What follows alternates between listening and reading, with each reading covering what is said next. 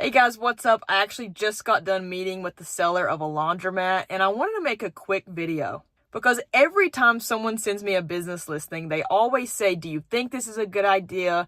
Do you think this is a good investment? Do the numbers look good? Do they make sense?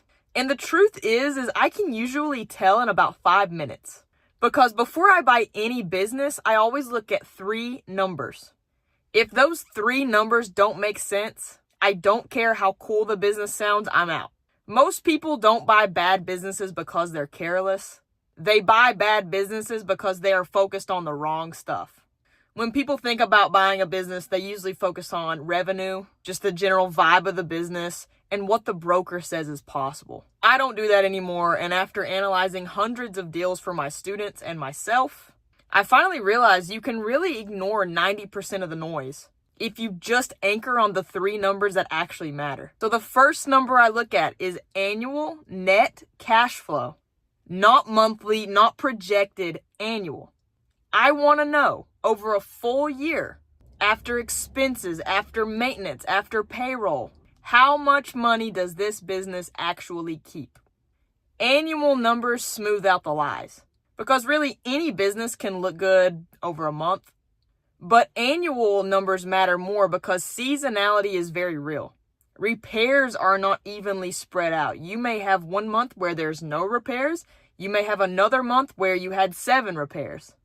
Annual net cash flow tells me if the business actually works in real life and not in just the spreadsheet that they throw all the numbers into and then email me. I personally want to see the business hit a certain number annually before I'm even going to consider if it's worth my time. And if it doesn't, I just move on. You can't get your emotions involved in the business. A lot of people will go meet with their first seller of a car wash or a laundromat, and they get really excited, and they're like, man, I have to have this place. But you have to slow down, settle down. Do not make an emotional-based business decision. You've got to think logically. So that's the first number I focus on. I want to see what this thing is doing over 12 months because, laundromats tend to make more money in the winter, not the summer. Whereas car washes in the south may do better in the summer as opposed to the winter. Car washes up north do better in the winter as opposed to the summer. So it's this whole roller coaster of expenses and income that you need to see on an annual basis, not monthly. Car wash could make $12,000 in July and make $7,000 in January. You don't want to just base it off the months. Number 2 is the purchase price. And this one sounds obvious, but honestly, people completely screw it up. So I don't ask, can I afford this? I ask, does this purchase price make sense for what this business currently produces? A business isn't expensive or cheap by itself. It's expensive or cheap relative to cash flow. And this is where the emotions I was just talking about absolutely kill people. They fall in love with the idea of owning their first business or the potential or the story that the seller is telling. And then that's when they overpay. And that's when they fail at their first business. I'm not trying to win at a deal. I'm instead trying to buy a business that makes sense from day one. So for me personally, and everybody has their different opinion on this, and that's perfectly fine, but I don't like to pay more than 5 to 6.5 times cash flow. That means you're going to see what that cash flow net annual number is, and you're going to multiply that by 5, that's your low end, and then 6.5, that's your high end. It needs to fall somewhere in between that range. That is how I do it. That is how I teach my students to do it. But at the end of the day, you're the buyer. You may be cool with 4x cash flow. You may be cool with 7x cash flow. It really comes down to what you as the buyer want to see. The third number, and this is what people, I would say, most least look at, and that is the annual expenses. This number tells me how fragile the business is. I want to know fixed expenses. What are the expenses every single month? I want to know variable expenses. And I want to know which expenses seem to spike unexpectedly.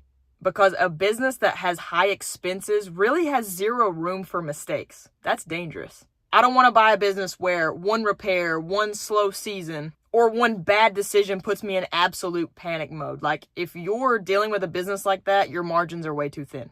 Low expenses gives you flexibility. High expenses gives you stress. You do not build wealth by constantly putting out fires. You build it by buying businesses that can actually breathe. So before I buy any business, and the one I just came from, I've got to look at the three things that I just talked about. What's the annual net cash flow? What is the purchase price relative to that cash flow? Not just the purchase price, but relative to that most important number, annual net cash flow. What are the annual expenses and how much breathing room do I have? Notice what I'm not talking about. I'm not talking about hype. I'm not talking about scaling. I'm not talking about impressing anyone. I'm talking about buying peace of mind. And if you're serious about buying a business someday, you need to start thinking like this right now. You need to start practicing taking your emotions out of it, thinking logically, and actually looking at the numbers. This is what the students in my mentorship program appreciate the most about having one-on-one access to me, is they get help analyzing deals, avoiding bad ones, and figuring out what actually makes sense for them. This stuff is simple as a whole, but every deal is very situational. And that's why, unfortunately, a lot of people get it wrong. So, hopefully that helps you. If you are interested in potentially working with me one-on-one, I open up a few spots every month for one-on-one mentorship.